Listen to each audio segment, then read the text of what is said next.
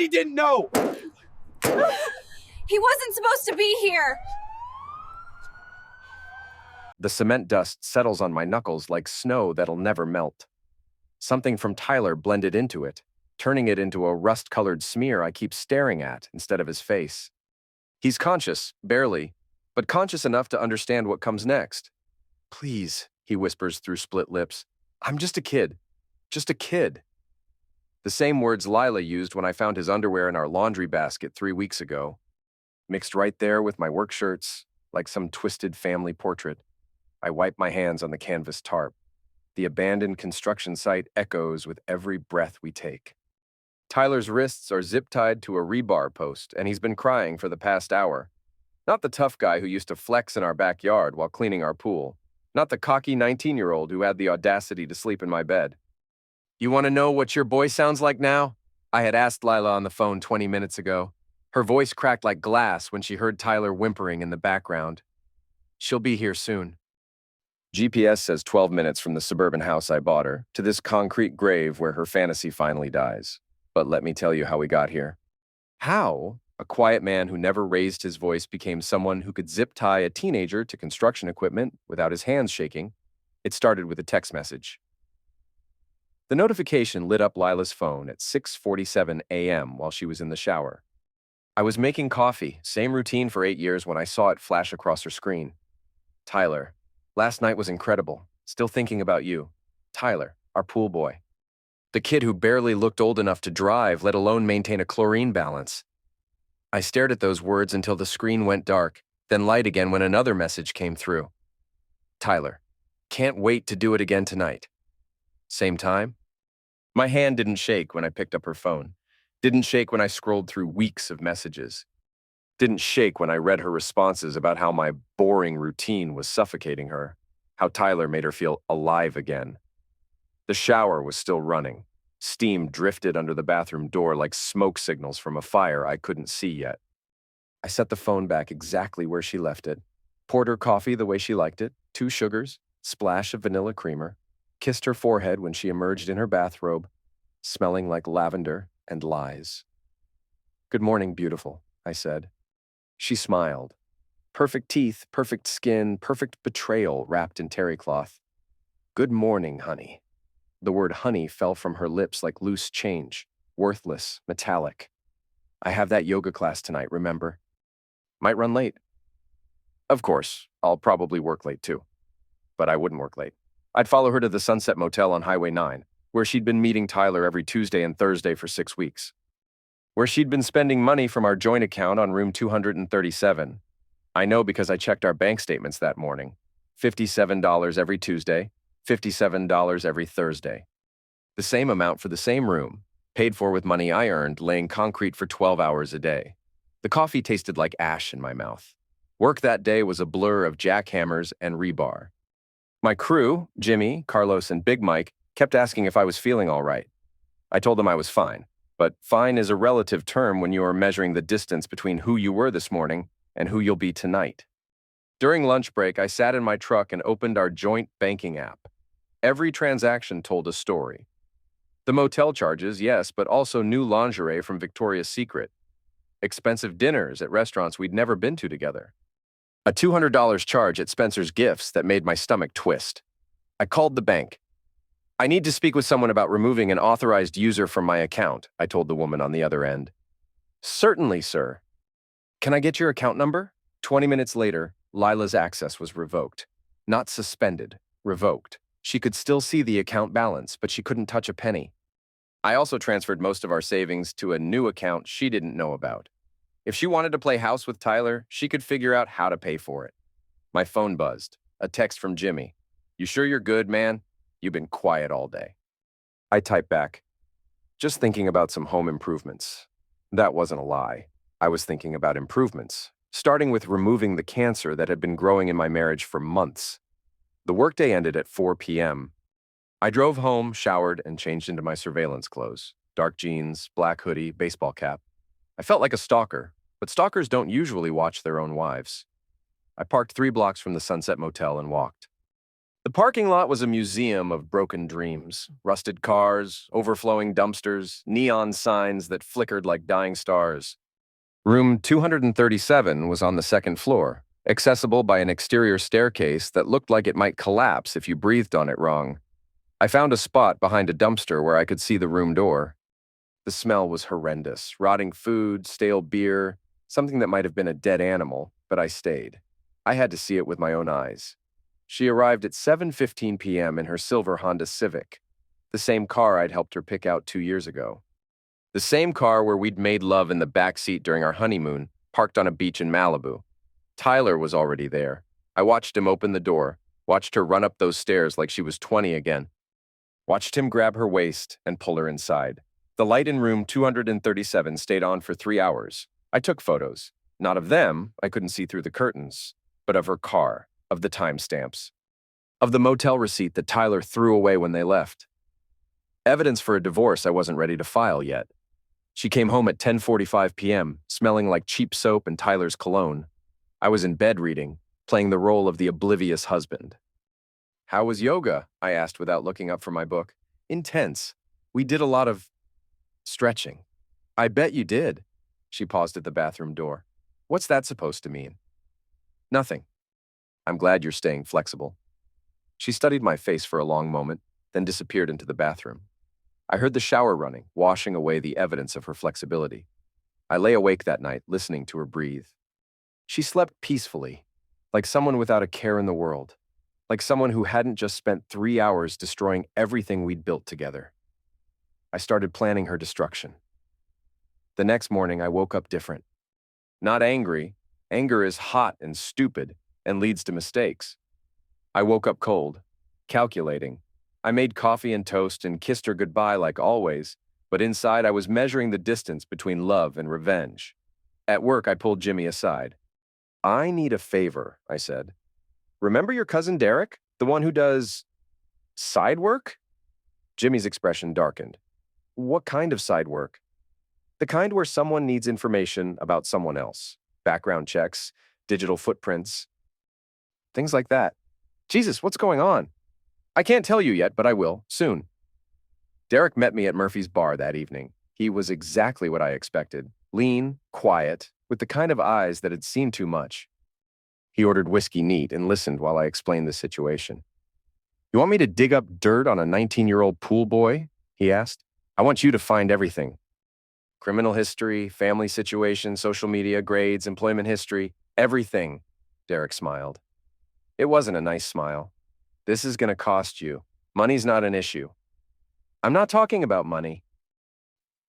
I'm talking about what happens when you get this information. You sure you want to go down this road?" I thought about Lila running up those motel stairs, about Tyler's hands on her waist, about the $57 charged to our account every Tuesday and Thursday. I'm sure. Derek had everything within 48 hours. Tyler Morrison, age 19, high school dropout with a juvenile record for possession of marijuana and underage drinking. His family lived in a trailer park on the wrong side of town. His mother worked 2 jobs to support Tyler and his 2 younger sisters. His father was in prison for armed robbery, but the real gold mine was his social media. Photos of Tyler with various older women bragging about his conquests, screenshots of conversations where he called his clients desperate housewives and easy targets, a particular thread where he described Lila as loaded and stupid. I saved everything. The next phase required patience. I couldn't just dump this information and expect it to destroy them. I needed to plant seeds and let them grow into something that would strangle their relationship from the inside. I created a fake Instagram account. Attractive woman, age 35, recently divorced. I followed Tyler and started liking his photos. Within a week, he slid into my DMs. Tyler: "Hey, beautiful, you're gorgeous. Would love to get to know you better." Me: "Thanks, you're pretty cute yourself. What do you do for work?" Tyler: "I'm in the pool maintenance business, but I specialize in personal service." Me: "Oh, really? What kind of personal service?" Tyler: "Let's just say I know how to make older women very happy, and they take care of me in return." Me: "That sounds interesting. Tell me more." Over the next 2 weeks, Tyler told me everything: how he targeted married women in upscale neighborhoods, how he charged extra for additional services, how he was planning to get as much money as possible from Lila before moving on to his next mark. I recorded every conversation, but I needed more than Tyler's confession. I needed to turn them against each other. I waited until Thursday night, motel night, then used a voice changer app to call the Sunset Motel. "Hi, this is Detective Sarah Walsh with the County Sheriff's Office. We've had reports of prostitution activities at your establishment, specifically room 237. The desk clerk panicked. "We don't tolerate that kind of activity here, officer. Should we call the police?" "Not yet. But I need you to document any unusual activity in that room. Take photos of the guests, if possible. We'll be conducting a sweep next week." I hung up and drove to the motel. The desk clerk was already positioned near the second-floor staircase with a camera. When Lila and Tyler arrived, he photographed them both. Perfect. The next morning, I called the motel again. "This is Detective Walsh. I need copies of those photos from last night." "Of course, officer. Should I email them to you?" "Yes, and I need you to keep this investigation confidential. We don't want to spook our suspects." I had high-resolution photos of Lila and Tyler entering the motel room. Their faces were clearly visible, along with the timestamp and room number. Now came the fun part. Lila had been trying to build her social media presence for months. She called herself a lifestyle influencer and had managed to get a few small sponsorship deals with local businesses. Her Instagram account was her pride and joy, perfectly curated photos of our house, her workouts, her authentic lifestyle. I created multiple fake accounts and began leaving comments on her posts. Nothing obviously malicious, just subtle questions that would plant seeds of doubt. Account 1. "Love your content. By the way, is that the Sunset Motel in your background? I think I've seen you there before." Account 2. "Your pool looks amazing. Who's your maintenance guy? He looks so young. Is he even licensed?" Account 3. "Girl, you're glowing lately. New relationship?" Lila deleted the comments, but not before her followers saw them. The seed was planted. Next, I contacted her biggest sponsor, a local yoga studio that paid her $500 a month to promote their classes. "Hi, this is Concerned Citizen reporting some concerning behavior from one of your sponsored influencers. I have photos of Lila Morrison engaging in what appears to be prostitution at a local motel. I thought you should know before this becomes public. I attached the photos from the motel and Tyler's screenshots about charging for personal service. The yoga studio dropped her within hours, but I was just getting started. I used the voice changer app to call Tyler's mother at work. "Ma'am, this is Officer Johnson with the Sheriff's Office. We've received reports that your son Tyler is involved in prostitution activities with older women. We're conducting an investigation and wanted to give you a heads up." His mother started crying. "Tyler's been bringing home a lot of money lately. Said he was getting tips from pool cleaning.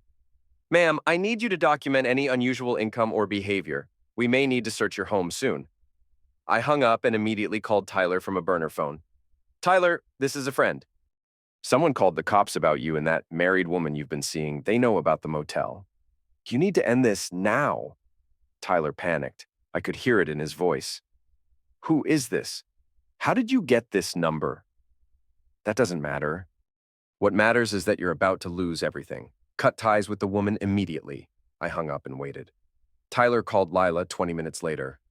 I know because I was tracking her phone, a little app I'd installed months ago for security purposes. Their conversation was explosive. Tyler accused her of being careless, of drawing attention to them. Lila accused him of being paranoid. Within an hour, they were screaming at each other in our backyard. I watched from the kitchen window while they destroyed each other. "You're just a kid!" Lila shouted. "You don't understand the complexity of this situation.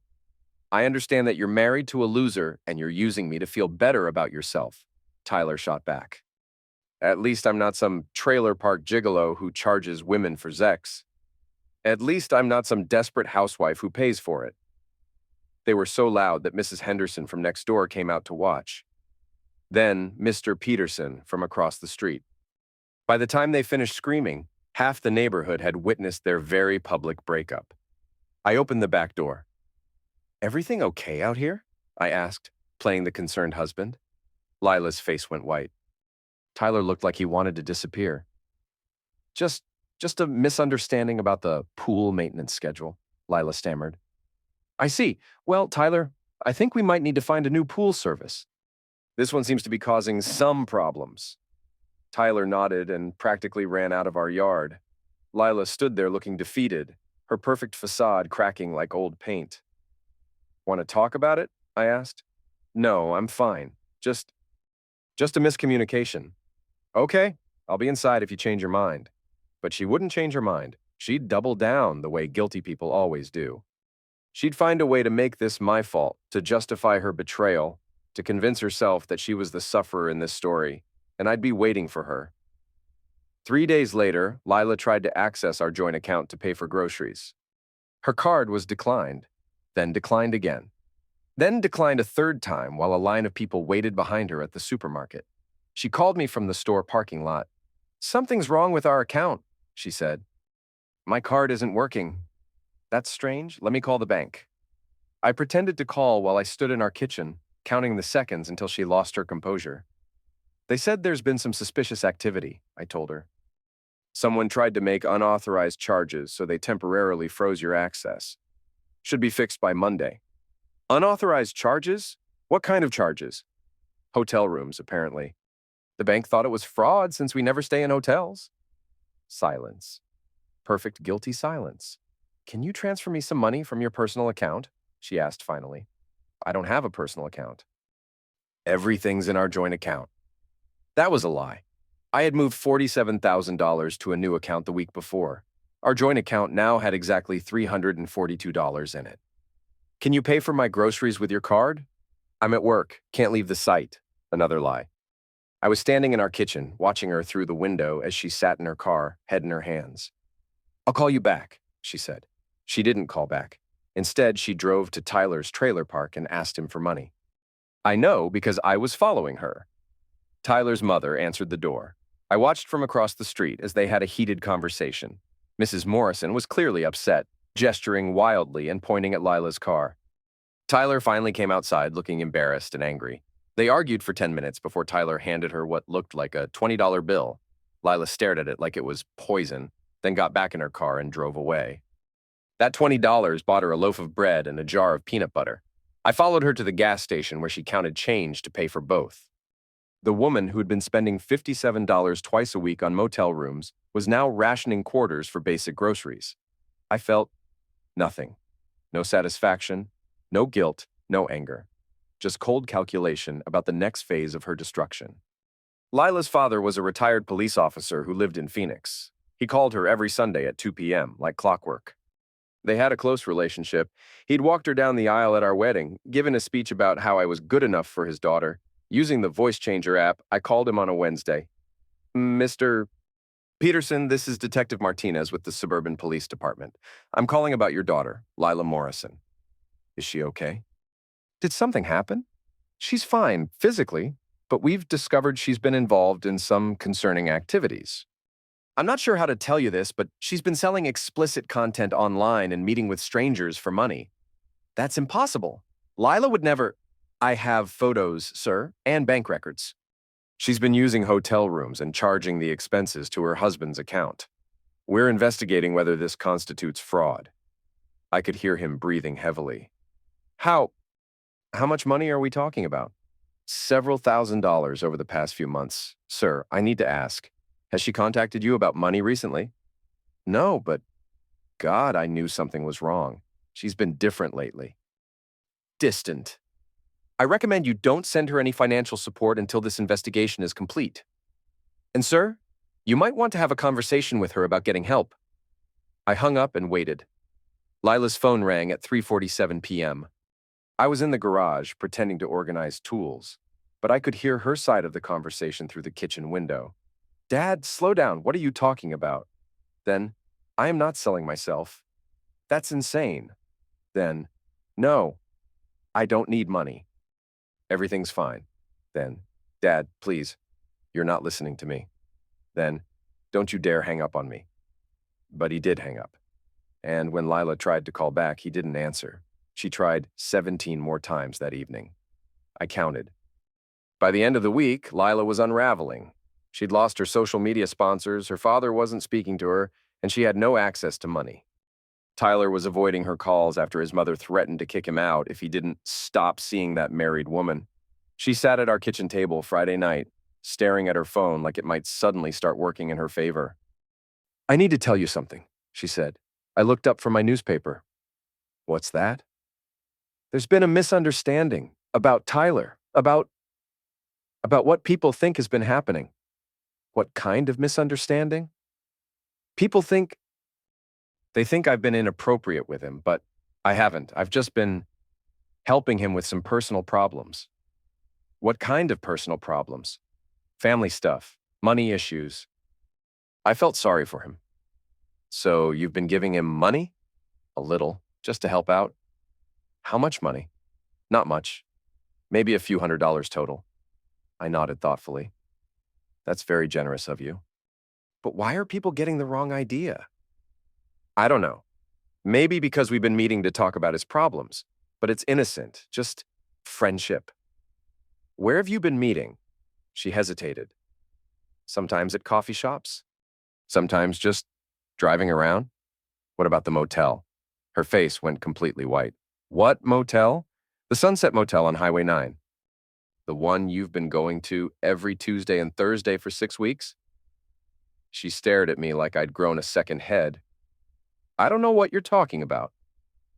I pulled out my phone and showed her the photos. Her car in the motel parking lot. Her walking up the stairs to room 237. Tyler opening the door and pulling her inside. "Explain these," I said calmly. She looked at the photos for a long time. I could see her mind racing, trying to come up with another lie. Finally, she started crying. "It's not what it looks like," she sobbed. "What is it then?" I I was going through something. A midlife crisis, I guess. I felt old and invisible, and Tyler made me feel young again. By sleeping with him? It wasn't about Zex. It was about feeling alive. In a motel room, every Tuesday and Thursday. For 6 weeks. "I know how it looks, but it looks like you've been cheating on me with a teenager who charges women for Zex." Her crying stopped. "He doesn't charge me." "No? Then what do you call the money you've been giving him?" "That's different. I was helping him." "You were paying him to sleep with you, in a motel room, with money from our joint account." She wiped her eyes.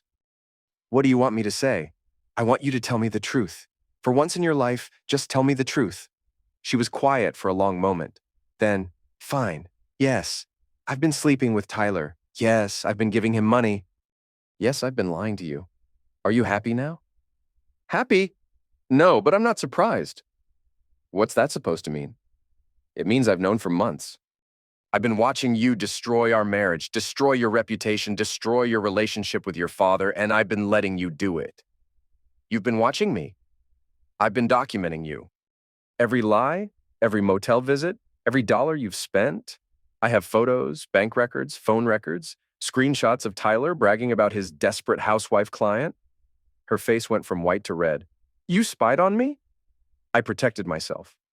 From someone who was stealing from me, lying to me, and humiliating me. I never meant to hurt you. You meant to hurt me every time you chose him over me. Every time you spent our money on hotel rooms. Every time you came home smelling like his cologne and lied about where you'd been." She started crying again. "I'm sorry. I'm so sorry." "No, you're not. You're sorry you got caught. You're sorry you can't access our bank account anymore. You're sorry your father won't take your calls. But you're not sorry for what you did." "That's not true." "Prove it." "How?" "Call Tyler. Right now. Tell him it's over. Tell him you never want to see him again." "I already did that." "Do it again." "In front of me." She picked up her phone with shaking hands and dialed Tyler's number. It went to voicemail. "Tyler, it's me. I need to talk to you. Please call me back." She hung up and looked at me expectantly. "That wasn't telling him it's over," I said. "He's not answering. Try again." She called 6 more times. Each call went to voicemail. Each time she left increasingly desperate messages. "Tyler, please. I know you're angry, but we need to talk." "Tyler, I'm sorry about the fight. Can we please just talk?" "Tyler, I'm scared. Something's happening and I need you."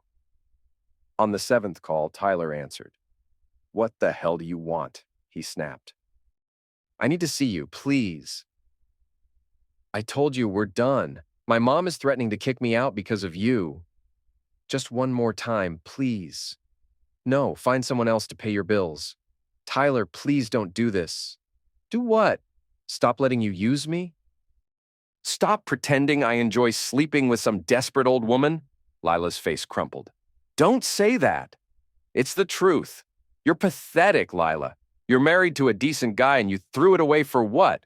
To feel young? To feel special? You're not special. You're just another lonely housewife with money. Tyler, don't call me again. Don't come to my house. Don't contact my family. We're done.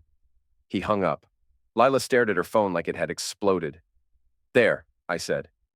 Now you know how he really feels about you. She looked at me with pure hatred. You did this. You turned him against me. I didn't have to turn him against you. He was already there. You just couldn't see it. You're lying. Am I? Call him back. See if he answers. She called. It went straight to voicemail. She called again. Same thing. She called 15 more times with the same result. He blocked me, she whispered. Yes, he did. Because of you. Because of you. Because you're a 35-year-old woman who was involved with a teenager and tried to call it love. She stood up abruptly.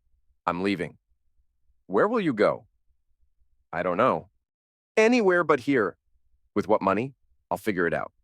Your father won't help you. Your friends think you're a courtesan. Your sponsors dropped you. Tyler blocked you. You have no money, no job, no support system. Where exactly are you going to go? She opened her mouth to respond, then closed it. She had no answer because there was no answer. Sit down, I said gently. She sat down. I'm going to make you an offer, I said, one time only. No negotiation. What kind of offer? You can stay here. We can try to work this out. Go to counseling, rebuild trust, start over. What's the catch? No catch, but you have to choose right now. Stay and work on our marriage or leave and figure out your life on your own. She was quiet for a long time. If I stay, will you give me access to our account again? Eventually.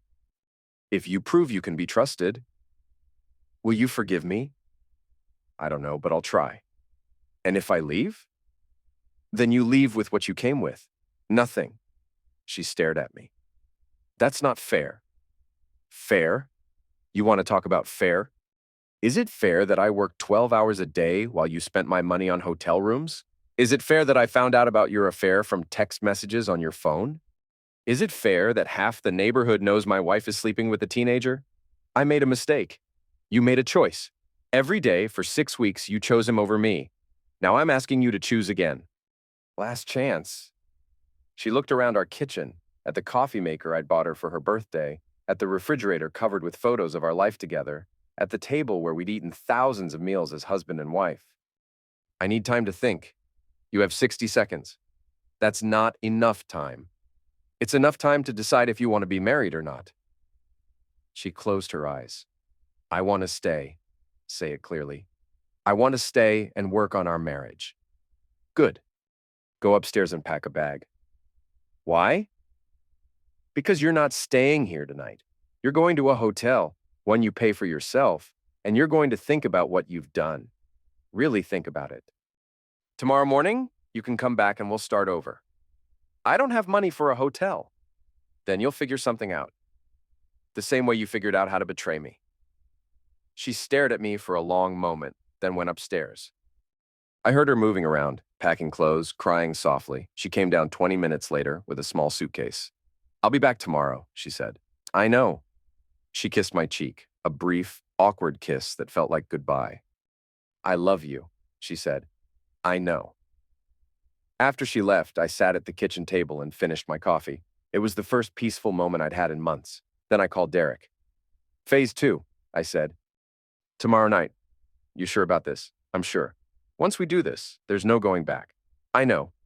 All right, I'll pick you up at sunset. I hung up and went to bed.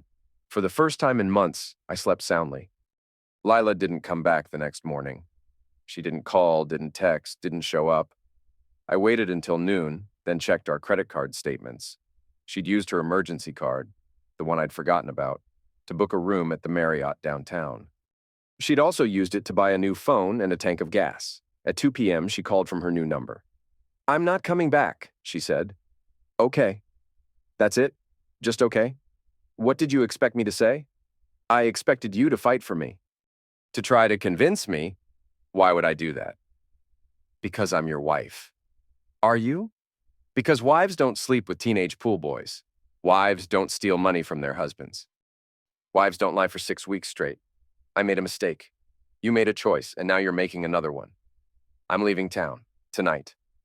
Where are you going? Away. I need to start over somewhere else. With what money? I'll figure it out. Good luck. That's all you have to say. What else is there to say? You wanted out. You got out. I wanted you to fight for me. I did fight for you. I offered you a chance to fix this. You chose to run instead. I'm not running. I'm leaving. Same thing.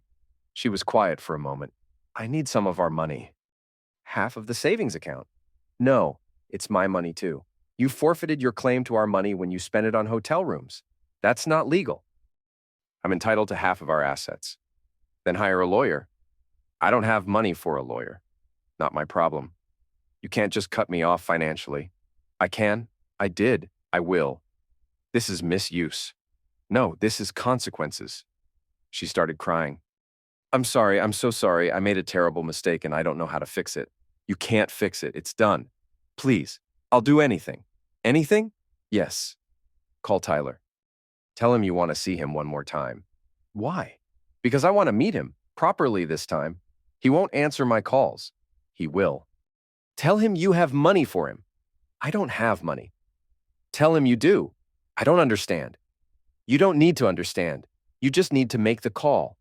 She was quiet for a long time. And if I do this, you'll give me some money? I'll give you what you deserve. How much? Exactly what you deserve? That's not an answer? It's the only answer you're getting. She sighed. Fine, I'll call him. Good. Tell him to meet you at the construction site on Miller Road. Tonight at 8 p.m. Why there? Because it's private. Because no one will interrupt us. This is scaring me. It should... Are you going to hurt him? I'm going to talk to him. Man to man. And then? And then you'll both get what you deserve. I don't like this. You don't have to like it. You just have to do it. She hung up. 20 minutes later, she called back. He agreed to meet me, but he wants $500. Tell him he'll get it when he shows up. What if he doesn't come? He'll come. Greed always wins. And what if you're lying to me? What if this is some kind of trap? Then you'll find out tonight. She hung up again. I spent the rest of the afternoon preparing. Derek arrived at sunset, driving a black pickup truck with tinted windows. You ready for this? He asked. I've been ready for months. We drove to the construction site in silence. It was an abandoned project, a half-built office complex that ran out of funding 2 years ago. The perfect place for a conversation that no one would overhear. Derek parked behind a concrete barrier where his truck wouldn't be visible from the road. We unloaded our supplies, zip ties, duct tape, a canvas tarp, and a small video camera. You sure about recording this? Derek asked. I want them to see exactly who they're dealing with. We waited. At 7:45 p.m., headlights appeared on Miller Road. Lila's Honda Civic pulled into the construction site, followed 30 seconds later by Tyler's beat-up Camaro. I watched through binoculars as they got out of their cars. Lila looked nervous, constantly checking her phone. Tyler looked angry, like he'd rather be anywhere else. They met in the middle of the site, near a pile of rebar and concrete blocks. I could hear their voices carrying across the empty space. Where's the money? Tyler demanded. He has it, Lila said, looking around. He's supposed to be here. Who has it? Your husband? Yes. You brought your husband. Are you insane? He wanted to meet you, to talk. I'm not talking to your husband. Give me the money and I'm leaving. I don't have it. He does. Tyler started walking back toward his car. This is BS. I'm out of here. That's when Derek and I stepped out from behind the concrete barrier. Going somewhere? I called out. Tyler froze. Lila took a step backward. There's 2 of them, Tyler said. Just me and a friend, I replied, walking slowly toward them. We wanted to have a conversation. I don't want to talk to you, old man. Old man, that's interesting. When you were sleeping with my wife, did you think about how old I am? Tyler's face flushed red. I don't know what you're talking about. Really? Room 237 at the Sunset Motel, every Tuesday and Thursday for 6 weeks. Ring any bells? He looked at Lila. You told him? He already knew, she whispered. Since when? Since the beginning, I said. I've been watching you both for months. Taking photos, recording conversations, documenting every lie. Derek moved to Tyler's left, cutting off his escape route to the car. Tyler noticed and started to panic. Look, man, I don't want any trouble. Whatever happened between me and your wife, it's over now. Is it? Because from where I'm standing, it looks like you're still trying to get money from her. She offered, or you demanded. Tyler glanced around, looking for an exit. There wasn't one. Derek was blocking his car, I was blocking the road, and behind him was nothing but concrete barriers and construction equipment. What do you want? Tyler asked. I want to understand how a 19-year-old dropout convinced a grown woman to risk everything for him. I didn't convince her of anything. She came to me. Is that what you tell yourself? That she seduced you? She did seduce me. She's the one who started texting me. She's the one who suggested the motel. I looked at Lila. Is that true? She nodded miserably. So you pursued him? Yes. You suggested the motel? Yes. You paid for the rooms? Yes. And Tyler, you just went along with it? She was offering. I'm not stupid. No, you're not stupid. You're something worse. What's that? You're a hunter? Tyler's face darkened. I'm not a hunter. She's a grown woman who made her own choices. She's a grown woman who you exploited for money. I didn't exploit anyone. She wanted to feel young again. I helped her feel young. She wanted excitement. I gave her excitement. She wanted to escape her boring life. I helped her escape. For a price? Everything has a price. And what was your price for destroying my marriage? Tyler smiled, actually smiled. Your marriage was already destroyed, old man. I just helped finish it off. That's when I snapped. I rushed him before he could react, tackling him to the ground. He was young and strong, but I was fueled by months of rage and humiliation. We rolled across the concrete, throwing punches and elbows. Derek grabbed Lila when she tried to help Tyler. Stay back, he warned. Tyler managed to get on top of me and started throwing punches at my face. I blocked most of them, but one caught me in the nose. Dark liquid splattered across the concrete. I rolled to my right and grabbed a piece of rebar. Tyler saw it coming and tried to dodge, but I caught him in the ribs. He doubled over, gasping for air. Stop! Lila screamed. Please stop! I stood up, holding the rebar like a baseball bat. Tyler was on his knees, clutching his side. You want to know what your boyfriend really thinks of you? I asked Lila. Don't! Tyler gasped. I pulled out my phone and played the recordings Derek had made. Tyler's voice filled the construction site. She's loaded and stupid, just another desperate housewife. I'll milk her for everything she's worth, then move on. Lila's face went white. You said those things about me? Tyler wouldn't look at her. Answer her, I demanded. It's not what it sounds like. It sounds like you called her stupid and desperate. I was just talking. Guys talk. Guys talk. But boyfriends don't call their girlfriends desperate and stupid behind their backs. He's not my boyfriend, Lila said quietly. What? Tyler looked up at her. You're not my boyfriend. You never were. You were just... A mistake. Tyler struggled to his feet. A mistake? I made you feel alive. I made you feel special. You made me feel like an idiot. Like a desperate old woman paying for attention. Because that's what you are. The words hung in the air like poison. Lila stepped backward as if he'd slapped her. There it is, I said. The truth. Finally. Tyler realized what he'd said. I didn't mean, yes, you did. You meant every word. Just like you meant it when you told your friends she was stupid. Just like you meant it when you charged her for Zex. I never charged her for Zex. No? Then what do you call the money she gave you? Gifts? Tips? Appreciation? $500 is a pretty big tip for cleaning a pool. I did more than clean her pool. Yes.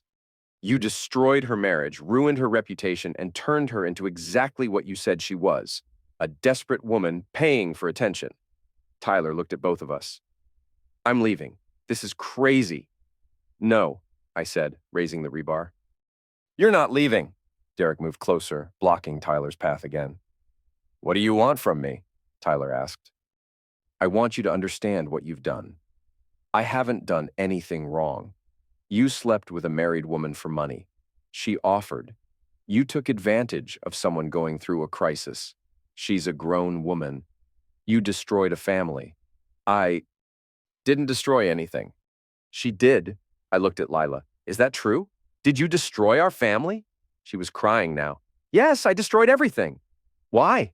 Because I was selfish. Because I was scared of getting old. Because I wanted to feel desirable again.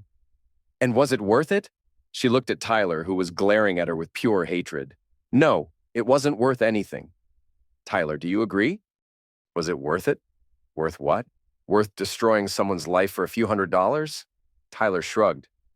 I got paid. She got what she wanted. Everyone's happy. Look around. Does anyone look happy to you? Tyler glanced at Lila, who was sobbing uncontrollably, then at me, bleeding and holding a piece of rebar, then at Derek, who looked like he was ready to do violence. This isn't my fault, Tyler said. Whose fault is it? Hers. She's the one who cheated. She's the one who lied. She's the one who ruined her marriage. And you just happened to be there? I was doing my job. She made it into something else. Your job was cleaning pools, not sleeping with married women. She asked me to sleep with her. I said yes. Big deal. The big deal is that you knew she was married. You knew she was vulnerable. You knew she was making a mistake. And you took advantage of her anyway. So what? She's an adult. She can make her own decisions. Even bad ones? Especially bad ones. It's not my job to protect her from herself. No, but it was your job to be a decent human being, and you failed. Tyler laughed, actually laughed. Decent human being? Look who's talking. You're standing here with a weapon, threatening a teenager. I'm standing here with someone who destroyed my marriage and thinks it's funny. I think it's pathetic. You, her, this whole situation. Pathetic. That's when Derek stepped in. Kid, he said quietly, you need to shut up, now. Or what? Derek smiled. It was the same smile he'd given me at Murphy's bar. Or we're going to have a different kind of conversation. Tyler looked at Derek, really looked at him, and saw something that made him take a step backward. We're not going to hurt you, I said. But we are going to make sure you understand the consequences of your actions. What consequences? The kind that follow you for the rest of your life. I nodded to Derek, who pulled out his phone and started recording. State your name for the camera, Derek said. I'm not saying anything. Tyler Morrison, age 19, of 1247 Trailer Park Lane. You've been having an affair with Lila Morrison, a married woman, for approximately 6 weeks. You've been accepting money from her in exchange for sexual services. Is that correct? I'm not answering that. Your silence is an answer. Derek kept recording while I zip-tied Tyler's hands behind his back. What are you doing? Lila asked. Making sure he doesn't run away before we're finished talking. This is kidnapping, Tyler said. No, this is a citizen's arrest. You've been engaging in prostitution, which is illegal in this state. I wasn't prostituting myself. You were accepting money for sex. That's the definition of prostitution. She was giving me gifts. $500 is a pretty expensive gift for someone you barely know. Tyler struggled against the zip ties. Let me go. In a minute. First, I want you to apologize. For what? For destroying my marriage. I didn't destroy anything. Apologize to my wife for using her. I didn't use her. Apologize for calling her stupid and desperate. I'm not apologizing for telling the truth. That's when I lost control again. I grabbed Tyler by the shirt and slammed him against a concrete barrier. His head made a hollow thudding sound. Apologize, I said through gritted teeth. No, I slammed him against the barrier again, harder this time. Apologize. Go to hell. I raised the rebar. Tyler's eyes went wide. Okay, I'm sorry. Sorry for what? Sorry for sleeping with your wife. And for taking her money. And for calling her names. Look at her when you say it. Tyler looked at Lila. I'm sorry for calling you stupid and desperate. Are you sorry for using her? Yes. Are you sorry for destroying her marriage? Yes. Are you sorry for lying to her? Yes. Good. Now I want you to promise something. What? Promise you'll never contact her again. I promise. Promise you'll never tell anyone about this conversation. I promise. Promise you'll never work as a pool boy again. What? That's my job. Not anymore. Find a new job. You can't make me quit my job. I can make you wish you'd never been born. Tyler looked at Derek, who nodded. Fine, I'll find a new job. Good. Now get out of here. Derek cut the zip ties. Tyler rubbed his wrists and started walking toward his car. Tyler, I called out. He turned around. If I ever see you again, if you ever contact my wife again, if you ever go near my house again, I'll finish what we started here tonight. Do you understand? He nodded and got in his car. The engine turned over on the third try and he drove away without looking back. Lila and I stood in the empty construction site, surrounded by concrete and steel and the debris of everything we'd built together. What happens now? She asked. Now you go home. To our house? To your parents' house? To a friend's house? To wherever you can afford to go. What about us? There is no us, not anymore. I love you. No, you don't. You love the idea of me. You love the security I provided. You love having someone to fall back on when your fantasies fall apart. But you don't love me. That's not true.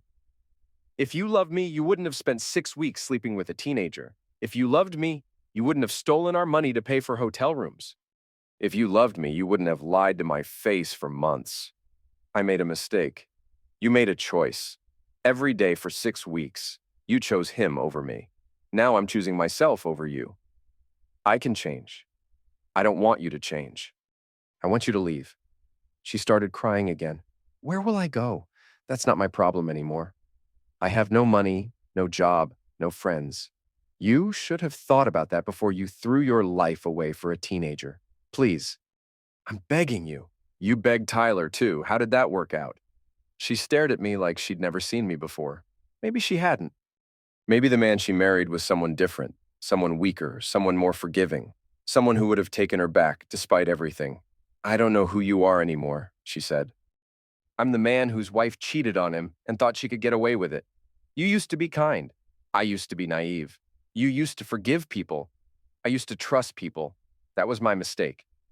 Derek cleared his throat. We should go, I nodded. Lila, don't come to the house. Don't call me. Don't text me. Don't contact me at all.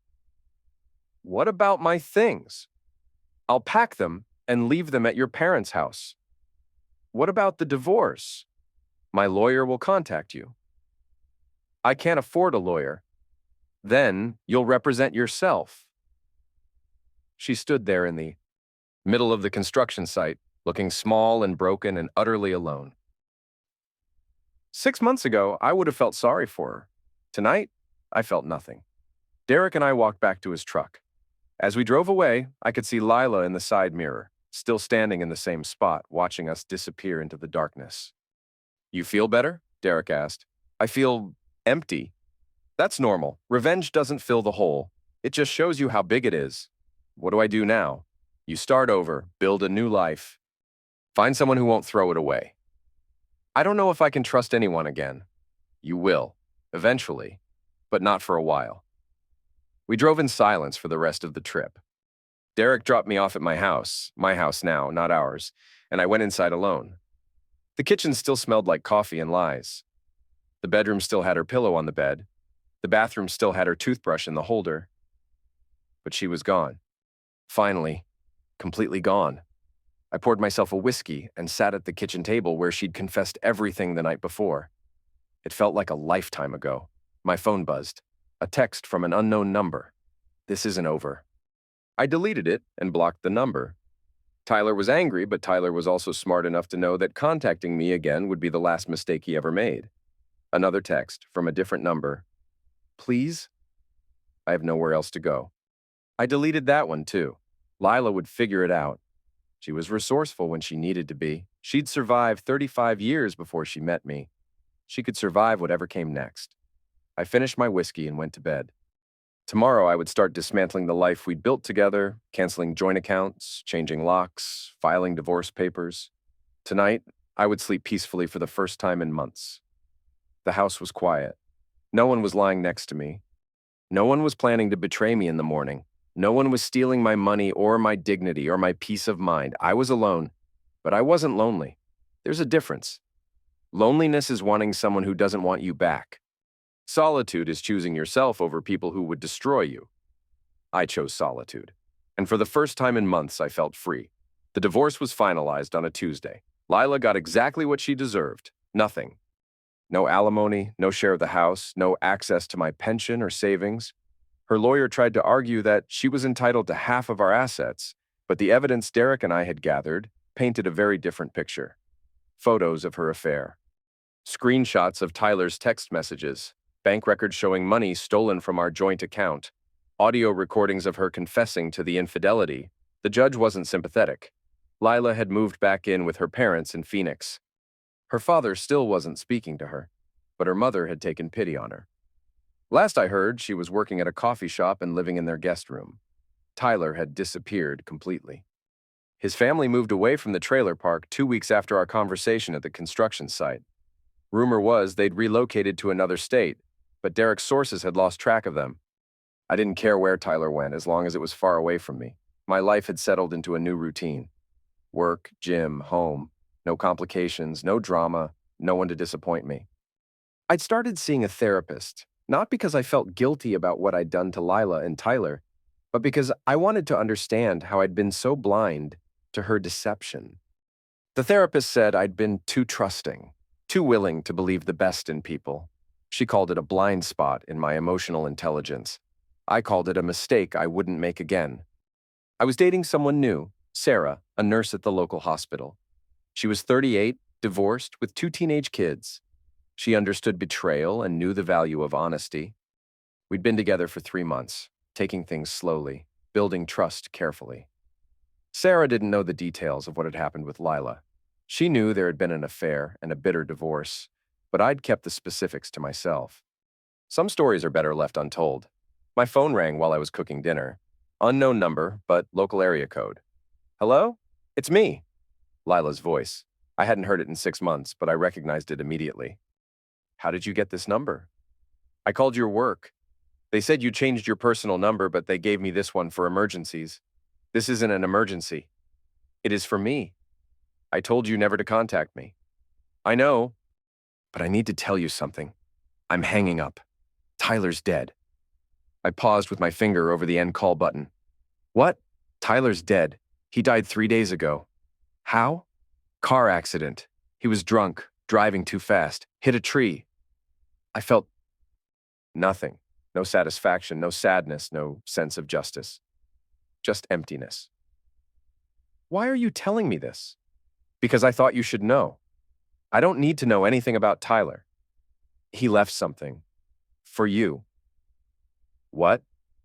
A letter. He wrote it before he died and gave it to his mother. She mailed it to me. I don't want it. You should read it. I should hang up. Please, just let me read it to you. No. It's not long. Lila. Dear Mr. Morrison, she read before I could stop her. I know you probably don't want to hear from me, but I need to say this before I lose my nerve. What I did to you and your wife was wrong. I knew she was married. I knew she was confused and vulnerable. I took advantage of her because I could, not because I should. I destroyed your marriage for money and told myself it wasn't my fault, but it was my fault. Part of it anyway. I'm sorry for what I did to you. I'm sorry for what I said about your wife. I'm sorry for being the kind of person who would destroy a family for a few $100s. I hope you can find peace, even if I can't. I listened to her read Tyler's letter in her shaky voice, and I felt something I hadn't expected, pity. Not for Tyler, but for the boy he might have been if he'd made different choices. That's it, Lila said when she finished. Okay. Do you feel any differently about what happened? No. Tyler was just a kid. He made mistakes, but he was trying to do better. Tyler was a hunter who got caught. The letter doesn't change anything. It changes everything. It proves he was sorry. Being sorry doesn't undo what he did, but it means something. It means he was scared of dying with that guilt. It doesn't mean he was a good person. What about me? Do you think I'm a good person? I think you're a person who made terrible choices and is trying to make them someone else's fault. I've never blamed anyone else for what I did. You blamed Tyler. You blamed your midlife crisis. You blamed feeling invisible and unappreciated. Those were explanations, not excuses. They were ways to avoid taking responsibility. I took responsibility. I admitted what I did. You admitted what you did after you got caught. That's not the same thing. She was quiet for a long moment. I miss you. You miss the life you had. You don't miss me. I miss talking to you. I miss sleeping next to you. I miss feeling like I belonged somewhere. You belonged with your husband. Instead, you chose to belong with a teenager in a motel room. I made a mistake. You made a choice. Stop calling it a mistake. Fine. I made a choice. A terrible, destructive choice that ruined everything good in my life. Are you happy now? I'm not happy or unhappy. I'm just done. Done with what? Done with you. Done with this conversation. Done with pretending that anything you say will change what happened. I'm different now. Good for you. I've learned from this. I hope so. I'll never do anything like this again. That's not my problem. Don't you care at all? About who I am now, about what I've learned? No, I don't care about you at all anymore. The words came out harder than I'd intended, but they were true. I had excavated every feeling I'd ever had for her. Love, anger, disappointment, pity, and found nothing underneath. She was a stranger who had once lived in my house and shared my bed and destroyed my trust. I still love you, she whispered. I know.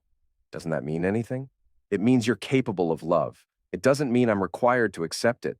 I would do anything to fix this. There's nothing to fix. It's over. I could move back. We could try again.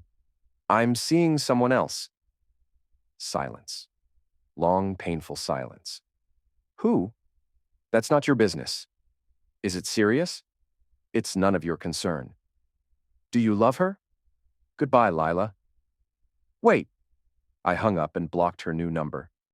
Then I called my work and told them never to give out my contact information again, no matter what anyone said about emergencies. Sarah arrived 20 minutes later with a bottle of wine and her famous homemade lasagna. She took one look at my face and knew something was wrong. Bad day? She asked. Strange day. Want to talk about it? Not really. Okay. That's what I loved about Sarah. She didn't push, didn't pry, didn't demand explanations for every mood. She trusted me to tell her what she needed to know when I was ready to tell her. We ate dinner and watched a movie. She fell asleep on my couch during the credits, her head on my shoulder, breathing softly. I covered her with a blanket and let her sleep. Tyler was dead. Lila was alone. And I was exactly where I wanted to be. Some people might call that cruel. I call it justice. The universe has a way of balancing the scales even when we think it won't. Tyler died drunk and alone, carrying the weight of what he'd done. Lila was working at a coffee shop, living with her parents, regretting every choice she'd made. And I was free.